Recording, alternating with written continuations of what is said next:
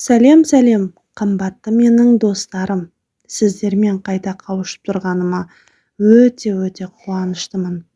Достар, сіздермен бір керемет ерекше рецептпен бөліскім келіп отыр. Бұл рецепттің авторы жалпы менің бір құрбым. Бір күні үйіне қонаққа барсам, керемет етіп осыны ассортимен қосып қойған екен. Холодный закусканың арасында дәмі енді тіл үйіреді.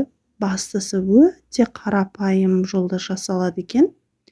Соны сіздермен жасап бөліскім келіп отыр. Ол үшін бізге бар жоқ осындай 40 қабат кәдімгі қарапайым базардан, дүкен сөрелерінен табылатын 40 қабаттың 4-тен 1 бөлігін алсаңыздар жеткілікті. Соның өзі өте көп болады. Егер аз адам болатын болсаңыздар, сол жартының жартысын алыңыздар. 4-тен 1 бөлігінің тағы да бөлігін алыңыздар. Және өздеріңізге ыңғайлы етіп, өте жұқа емес, өте ірі емес етіп турап аласыздар. Тура видеода көріп тұрғандарыңыздай, мен шамасы 2 сантиметр ұзындықта етіп, жұқалығын 0,5 сантиметр етіп турап шықтым барлығын. Және осылай турап алғаннан соң үстінен капустамыз, яғни 40 қабатымыз бататындай етіп су құйып алауға қоямыз.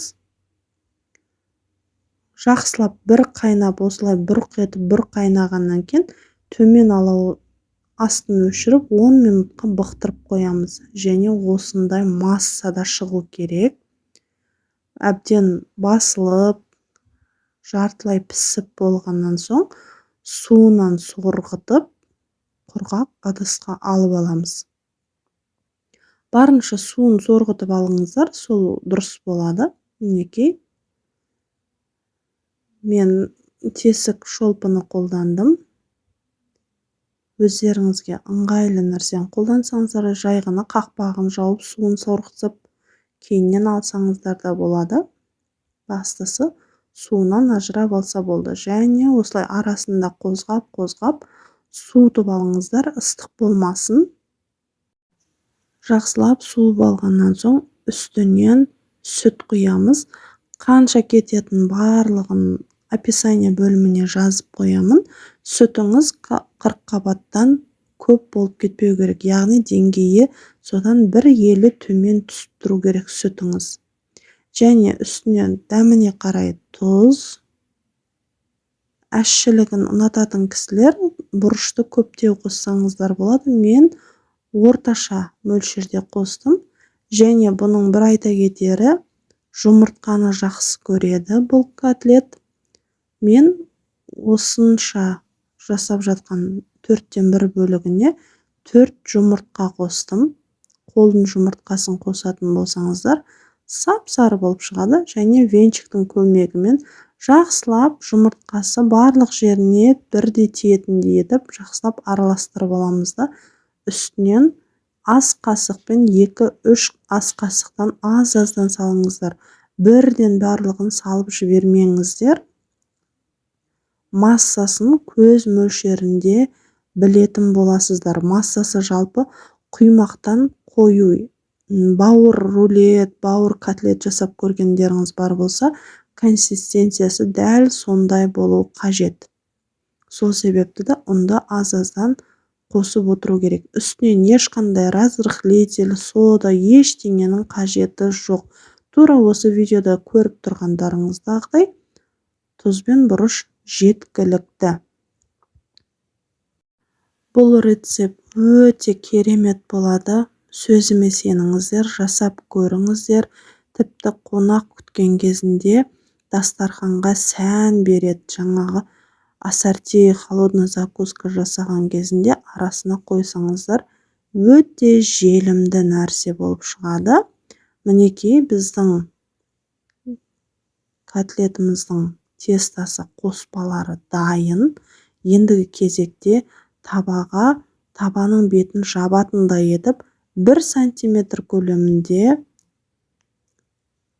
май, сұйық май құятын боламыз. Майымыз жақсылап қызығаннан соң алауды төмендетіп Үлкен қасықтың көмегімен осылай құйып, өздеріңізге ұнайтын үлкен-кіші формаға келтіресіздер. Құйып жасай бересіздер. Өте қатты алаудың астын қатты қоюға болмайды, себебі күйіп қалып, арасы шикі болып қалуы мүмкін. Сол себепті де орташа алауда пісіріңіздер. Егер де сіздің котлеттеріңіз өстіп қасықпен құйған кезде шашырап кетіп жатса, демек ол жерде ұн я болмаса жұмыртқа кем деген сөз. Қалған нәрселері, қоспалары дұрыс. Тек қана кемшілік сол ұн мен жұмыртқадан шығады, соған мән беріңіздер. Және өте қатты күйдіріп қызартпастан, шамалы қызарғаннан екінші бетіне айналдырып ала беретін боламыз. Өте жылдам піседі, уақытты да көп алмайды. Бастысы өте дәмді болады. Мінекей, менің котлеттерім жартылай дайын. Қалған қоспаларымызды да дәл осы әдіспен пісіріп алатын боламыз. Ендігі кезек біздің котлеттеріміздің маңызды бөлігі. Бұл мен чесноктың 3 түйірін ғана алдым. Егер өте көп қосып жіберсеңіздер, асқазанды ғыжылдатады. Және аскөкті қалауларыңызша турауларыңызға болады. Егер де сіздерде укроп аскөк жоқ болатын болса, қоспасаңыздар да жарай береді.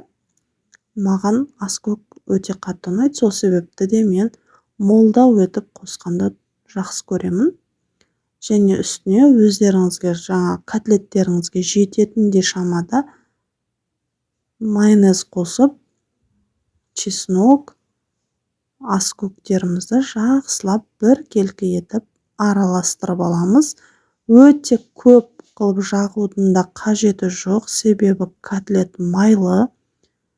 Майонез де майлыға жатады, жеген кезінде жүрекке бірден тиіп қалуы мүмкін, сол себепті нормамен қосқан жақсы. Және осындай әдемі өздеріңізге қолданып жүрген сырды майда үккіштен өткізіңіздер. Барынша майдасынан өткізуге кеңес беремін. Ірімен жасайтын болсаңыздар, түрі шіли әдемі болмай қалуы мүмкін. Және қасықтың көмегімен дәл осылай шамалап аз-аздан салып жағып шығамыз. Өте көп жағудың, өте көп қосудың қажеті жоқ. Мінекей, видеода көріп тұрғандарыңызды осындай массада қоссаңыздар жеткілікті. Енді бетіне үккіштен өткізілген сырымыздың барлығын орналастырып, дастарханға тарта берсеңіздер болады. Жасап көріңіздер, ас болсын. Менімен бірге соңына дейін болғандарыңыз үшін көп-көп рахмет. Келесі видеоларда жолыққанша сау саламатта болыңыздар.